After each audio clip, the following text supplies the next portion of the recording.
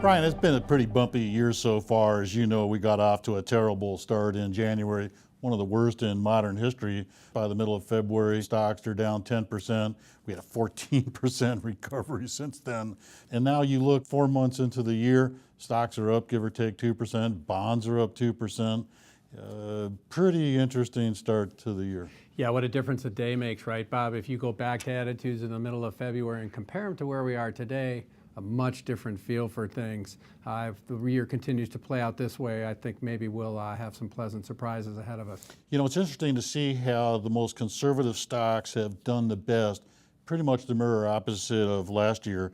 Large blend, 3M is up 12%, Comcast is up 10%, Oracle's up 12%. You look at the large value, Caterpillar up 17% for the year, AT&T, Verizon up 12, 13%.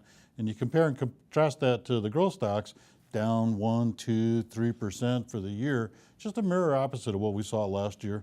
What a great reminder for investors, Bob, to keep their eye on the prize over the long run. Last year, large cap growth stocks up 5, 6% in some cases as a category. Value this year is taking that kind of advantage over growth, and there's a rotation. You know, things that are cheap eventually come back. Things that get a little pricey sometimes fade to their appropriate levels. I like the balance of the market right now where there's some opportunities that remain in growth, but values look pretty attractive right now. One of the more interesting things about that, Brian, in my opinion, is that, as you know, markets don't die of old age. They typically die because of excess. Investors tend to migrate in the latter half of a business cycle and a market cycle to the more aggressive growth stocks. So the very fact that value is in play right now tells me that this market's got some legs yet, that the market is defensive by orientation, with investors flocking to the blend and to the value stocks. That tells me that this period of excess is yet to come. So I think it's actually good news for the markets that value is outperforming right now. I think it's interesting too, in the broader context of things, how many people talk about the market being expensive right now, and I don't find that to be the case. It might be a little bit pricey. You're talking about price to earnings ratios in the 17 neighborhood. Historical norms are 14, 15. But you talk about pricey markets at the end of cycles. You go back to before the financial crisis, price to earnings ratios in the mid-20s. You go back to 2000, before the dot-coms blew up, you're in the mid-40s. That's expensive. Again, maybe a little bit pricey now, but interest rates are low. I don't see market valuations as being a huge challenge in the months ahead. Well, there's two things that are just a little bit different this time around. Number one is interest rates are very low. And a lot has been written over the years that the markets can support higher PEs, as you well know, in a low interest rate, low inflationary environment. Number two, the problems with PEs is that they cut it off after 12 months. So there's lagging PEs, and then there are forward PEs, the ones that we're normally interested in, and it only goes out, as you know, 12 months. So the point is, earnings are expected to go up 14% next year, but if you do a 12-month forward PE for the markets, April of 16 to April 17, you're not going to see a lot of the upward movement of earnings in the latter part of next year. So you need to temper the PEs, at least at this point in a business cycle. A low interest rate, low inflationary environment has shown in the past that the market can support higher multiples. You know, one of the concerns that I have right now is, as you know, earnings aren't supposed to turn positive until the second half of this year.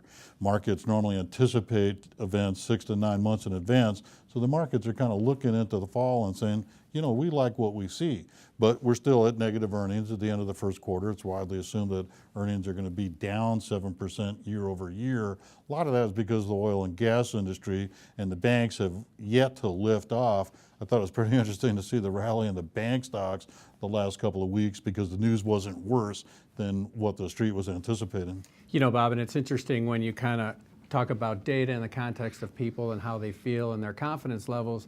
You know, business spending hasn't been strong. Consumer spending hasn't been great either. And I think a lot of that has to do with people living in the moment and reading the news about current earnings, which we all know is a byproduct of what's happened in the past, and people reading current events news or other things that might make them anxious or unsettled.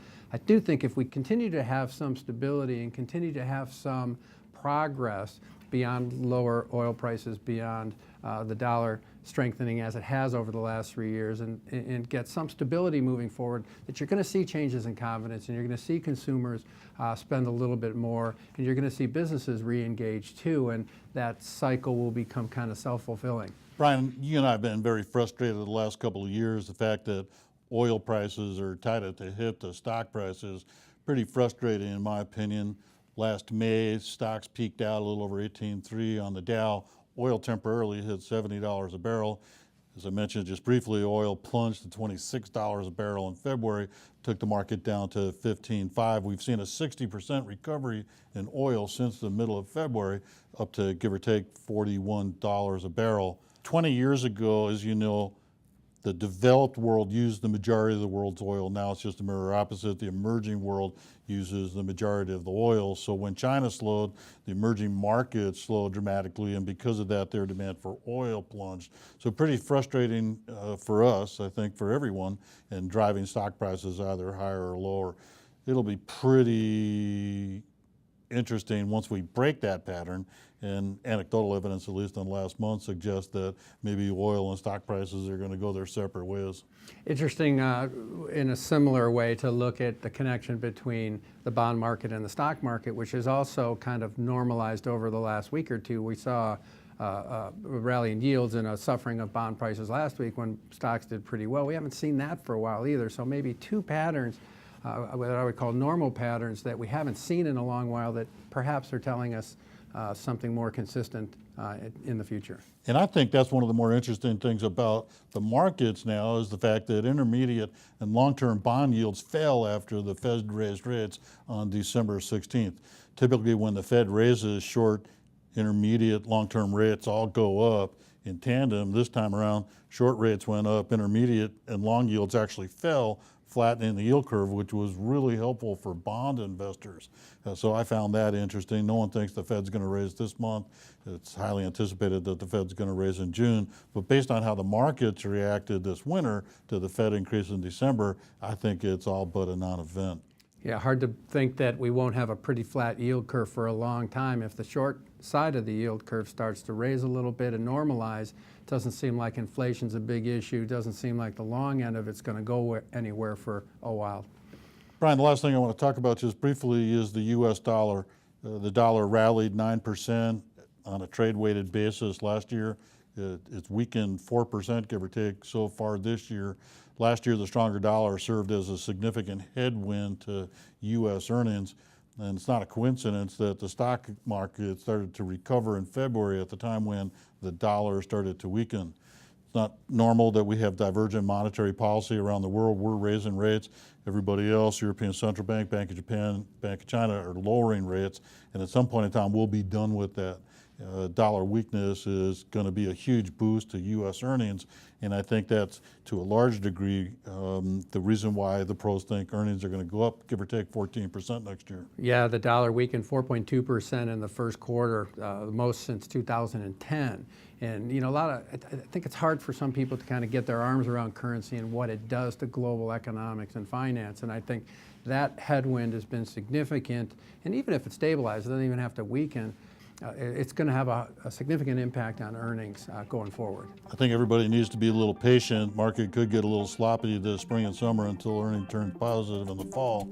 But when I take a look at the fundamentals of interest rates and earnings, I'm pretty encouraged about what I see for the next couple of years.